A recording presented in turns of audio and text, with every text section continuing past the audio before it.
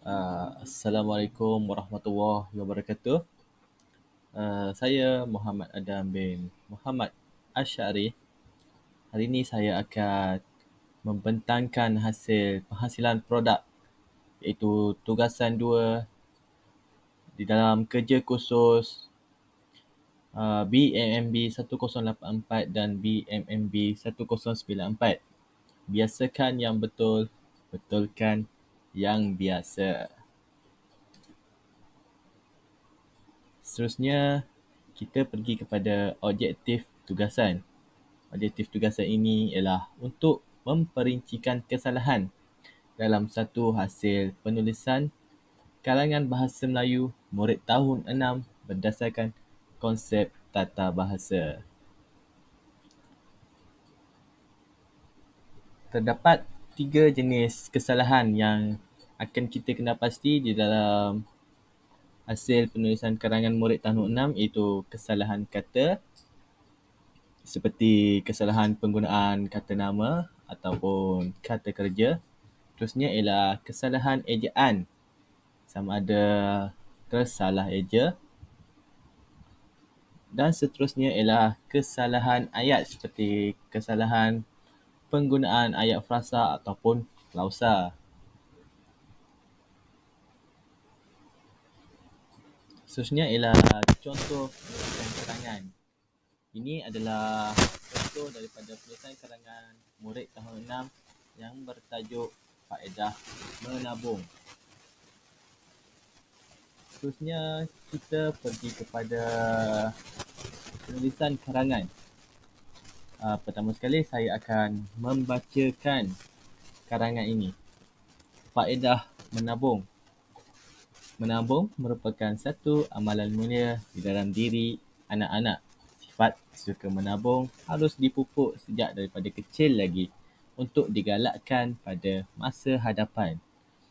Anak-anak dapat mempunyai wang simpanan sendiri jika menabung. Menabung dapat memastikan anak-anak sentiasa tidak kekurangan wang. Selain itu, menabung juga dapat mengelakkan adanya sikap berhutang. Ini kerana anak-anak sentiasa mempunyai wang tabungan. Ini dapat memastikan anak-anak sentiasa selamat.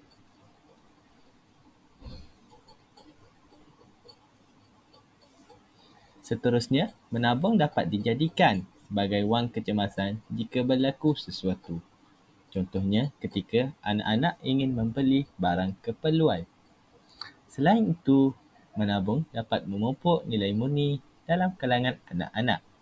Ini kerana mereka sentiasa berjimat-jimat dalam menguruskan. Akhirnya, menabung banyak memberikan faedah yang amat sangat baik kepada anak-anak.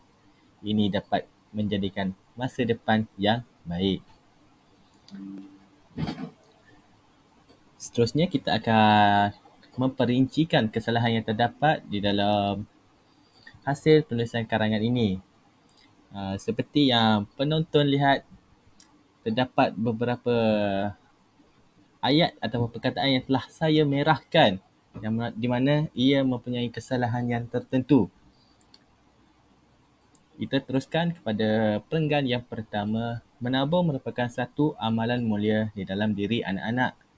Kesalahan di sini adalah mulia di mana ini adalah kesalahan ejaan. Sepatutnya mulia dieja dengan M-U-L-I-A, bukannya M-U-L-I-Y-A. Sifat suka menabung harus dipupuk sejak daripada kecil lagi untuk digalakkan pada masa hadapan. Kesalahan di sini adalah penggunaan daripada. Ini adalah kesalahan kata sendi, di mana jika berkaitan dengan masa, maka harus menggunakan dari, bukannya daripada. Perenggan seterusnya, anak-anak dapat mempunyai wang simpanan sendiri jika menabung. Menabung dapat memastikan anak-anak sentiasa tidak kekurangan wang.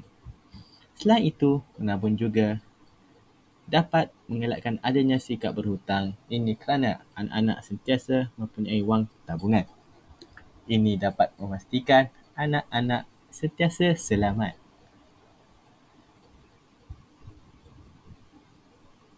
Seterusnya, menabung dapat dijadikan sebagai wan kecemasan jika berlaku sesuatu. Contohnya, ketika anak-anak ingin membeli barang keperluan. Di sini terdapat kesalahan ayat kerana ayat tidak dimulakan dengan huruf besar, iaitu contohnya. Jika tidak dimulakan dengan huruf besar, maka ayat tersebut bukanlah ayat.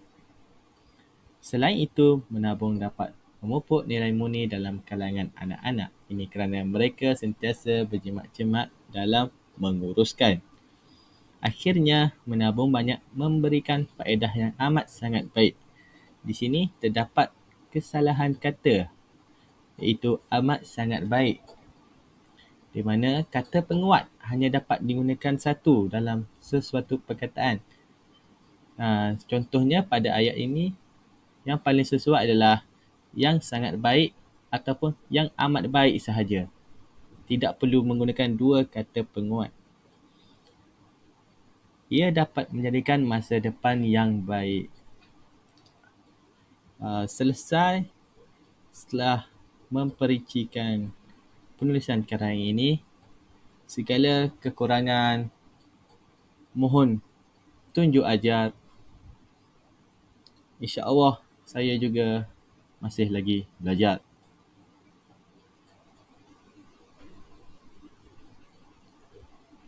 Sekian, terima kasih.